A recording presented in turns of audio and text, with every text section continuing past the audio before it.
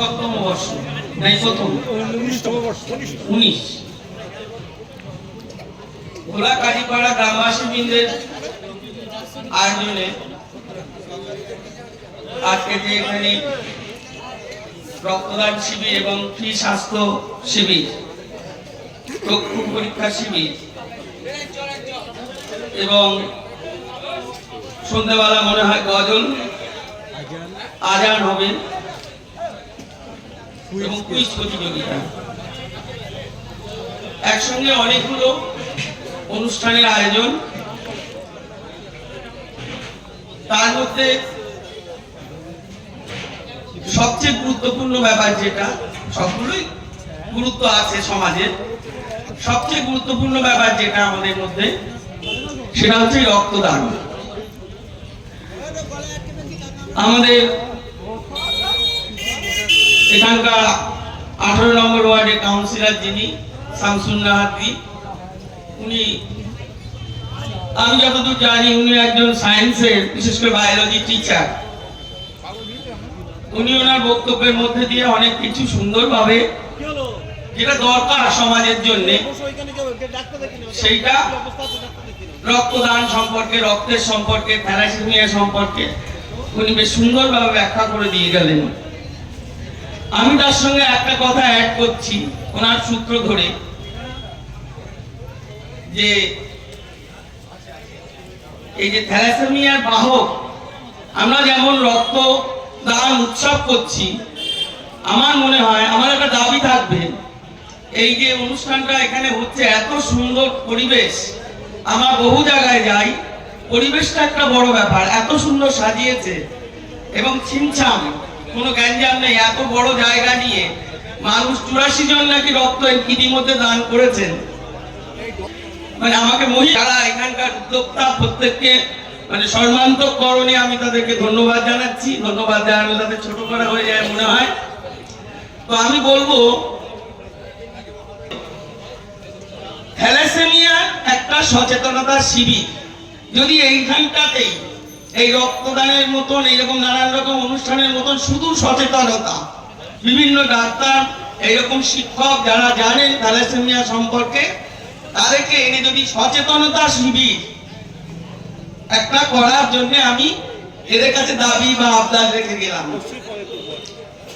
ওনারা ইতিমধ্যেই হবেন। তো যাই হোক, আমি বক্তব্য শুরু করার আগে এই গ্রামবাসী বৃন্দের মধ্যে আমিও পড়ি, পাশের পাড়াতে আমিও থাকি, যারা আয়োজন করেছে তাদেরকে আমি ধন্যবাদ জানাই। যারা রক্ত দান করতে এসছেন তাদেরকেও আমি সর্বান্তঃকরণের ধন্যবাদ জানাচ্ছি। তারা এগিয়ে না আসলে এদের এই অনুষ্ঠান সম্পন্ন হতো না। অনেক মহিলারাও রক্তদান করেছেন এবং লাইট বা বিভিন্ন ব্যবস্থা এদের সঙ্গে সহযোগিতা করেছেন, তাদেরকেও আমি ধন্যবাদ জানাচ্ছি। দেখুন, উনি বলেছেন যে রক্ত হাটে বাজারে কারখানায় ল্যাবরেটরিতে তৈরি হয় না, এটা একদম সত্যি কথা। এ কথা কেউ বলতে পারবে না যে এটা মিথ্যে কথা। কিন্তু রক্তদান হচ্ছে, রক্ত প্যাকেট চলে যাচ্ছে, সেই রক্ত আমরা মানুষের শরীরে দিচ্ছি, দিয়ে মানুষকে প্রাণে বাঁচাচ্ছি, এটাও খুবই দরকার। তার সঙ্গে সঙ্গে আমাদের সরকারও আগের চেয়ে যথেষ্ট সচেতন, কিন্তু রাস্তাঘাটের এত উন্নয়ন, এত সুন্দর রাস্তা, এত বড় বড় হাইওয়ে, প্রতিনিয়ত অ্যাক্সিডেন্ট। এটার জন্য আমাদের সবাইকে, প্রত্যেকটা ক্লাব, পাড়া, রাস্তার পাশে দোকান যারা আছে, এমনি তো রাস্তায় মিটার লাগিয়ে বসে আছে যাতে আমরা একটা সঠিক স্পিডে গাড়িটা নিয়ে যাই, যাতে অ্যাক্সিডেন্ট না হয়। এই ম্যাক্সিমাম রক্ত কিসে লাগে জানেন? এই অ্যাক্সিডেন্টাল কেসের জন্য বেশি রক্ত লাগে, থ্যালাসেমিয়া রোগীর জন্য রক্ত লাগে, অপারেশনের রোগীর জন্য রক্ত লাগে। রক্ত কোনো জায়গায় তৈরি হয় না, রক্ত যেন অপচয় না হয় সেদিকেও আমাদের লক্ষ্য রাখতে হবে। আর একটা ব্যাপার, রাত বেলাতে অনেক গ্রামের মানুষরাও তো শহরে আসে, আমাদের কাছেও আসে, আমরা পাঠাই। এই শামসুন নাহারের দিদির ছেলে মাসুদ, তা আমার কাছ থেকে প্রতি বছর অন্তত 50-60টা করে কার্ড আমি বলে দিই, আমার কাছে তো আর কার্ড থাকে না, প্রত্যেক বছর কম বেশি এই কার্ড যারা রক্তদান করছে তাদেরকে একটা করে কার্ড দেওয়া হয়। সেই কার্ডটার বিনিময়ে মানুষ যদি ব্লাড ব্যাংকে যায় তাহলে সে সেই গ্রুপের রক্তটি পায়। তাই আমি, এরা 19 বছর ধরে করছে, আমি এদের কাছে কোনোদিন পাঠাইনি বা আমিও কোনোদিন এখানে আসিনি। আমি এত বছর এখানে আছি, আমার এর কাছে দাবি থাকলো আমি যদি কোনো মানুষকে পাঠাই রক্তের কার্ডের জন্য, তারা যেন দিয়ে সহযোগিতা করে। অনেকে করে আমাকে, আমি যার কাছেই পাঠাই কেউ আমাকে ফেরায় না, তাদের কাছে না থাকলে অন্য মানুষের কাছ থেকে এনে দেয়, কারণ বেশিরভাগ আসে গ্রামের থেকে রাত দুপুরে। যাই হোক, গ্রামের অধিবাসী বৃন্দের এই যে মহৎ প্রচেষ্টা,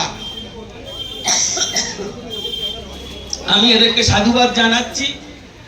সমাজ খুব একটা ভয়ঙ্কর অস্থিরতার মধ্যে দিয়ে যাচ্ছে, গোটা বিশ্ব যেদিকে তাকাবেন সেদিকেই ভয়ঙ্কর হানাহানি। তাই আমি বলবো যে শুধু ওই রক্তদান করলে হবে না, বিভিন্ন সামাজিক অনুষ্ঠান যাতে মানুষে মানুষে মিল থাকে, সমাজের উন্নয়ন হয়, নারী পুরুষের মিল থাকে। আমাদের এখানে বলতে দ্বিধা নেই, এই যে এলাকাটা অন্যভাবে নেবেন না আপনারা, এটা মুসলিম অধ্যুষিত এলাকা। এই বিশেষ করে এই এলাকাটা যেখানে হচ্ছে এই অনুষ্ঠানটা, আমি থাকি ইন্দ্রলোকে। আমার যা বয়স, আমি যে শহর বা গ্রাম থেকে উঠে এসেছি, আমার আশেপাশে প্রচুর মুসলিম পাড়া গ্রাম ছিল বা আছে।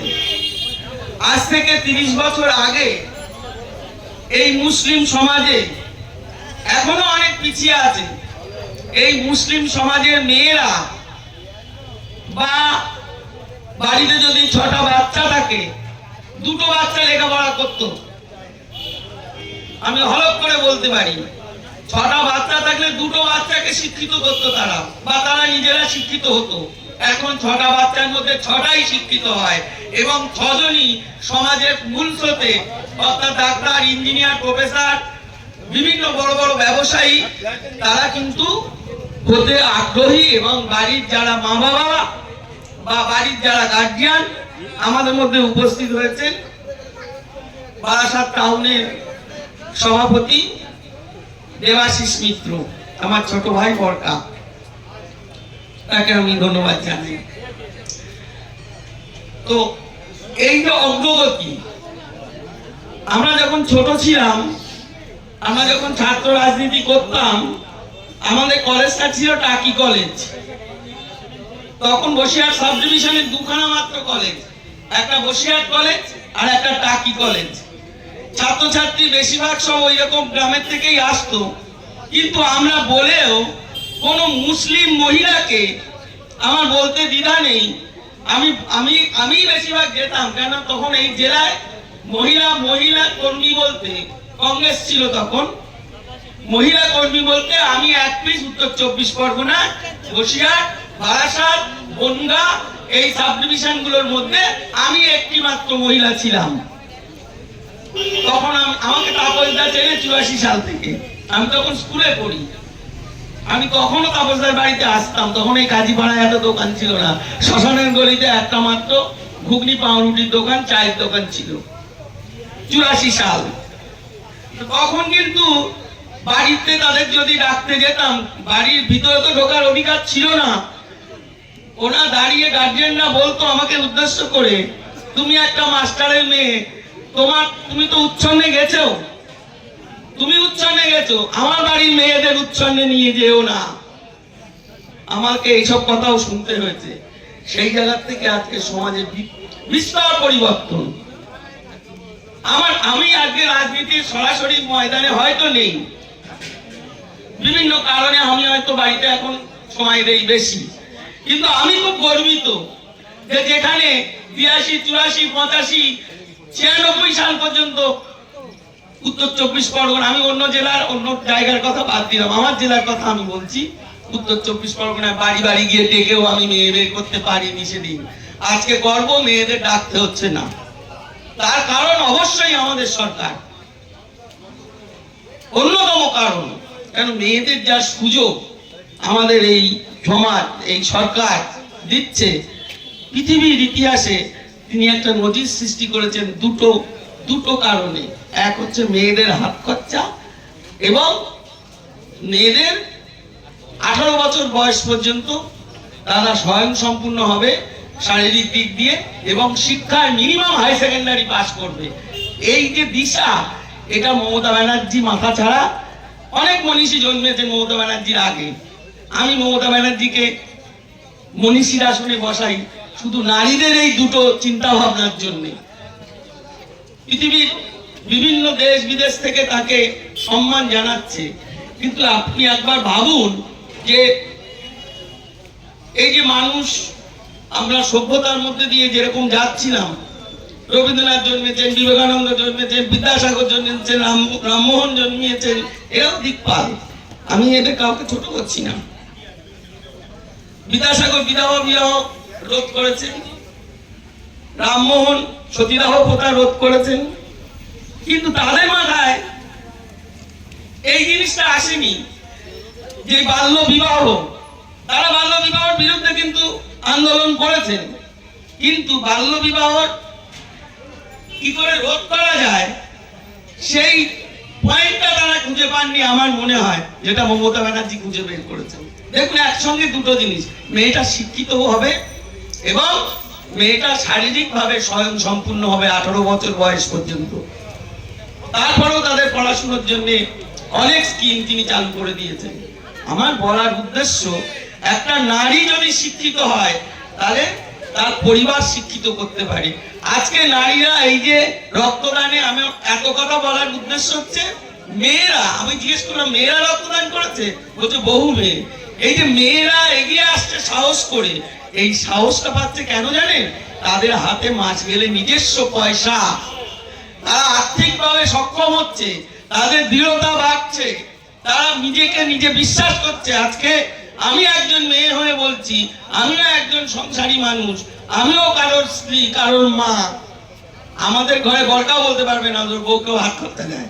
এখানে যেসব দাদারা আছেন, কেউ মাসকাবাড়ি বউকে যে এইটা তোমার হাত খরচা, লাখে একজন, দুজন, 10 জন, লাখে যে বউকে মাস গেলে হাত খরচা দেয় এবং মেয়ে ছেলে যদি কামাও করে তাহলেই সে পায়। অর্থাৎ সম্মান নষ্ট করে তুমি তোমার পরিবারের কাছ থেকে, তোমার স্বামীর কাছ থেকে তুমি হাত খরচা পাও। সেই কথা চিন্তা করে মমতা ব্যানার্জি লক্ষ্মীর ভান্ডার চালু করেছে।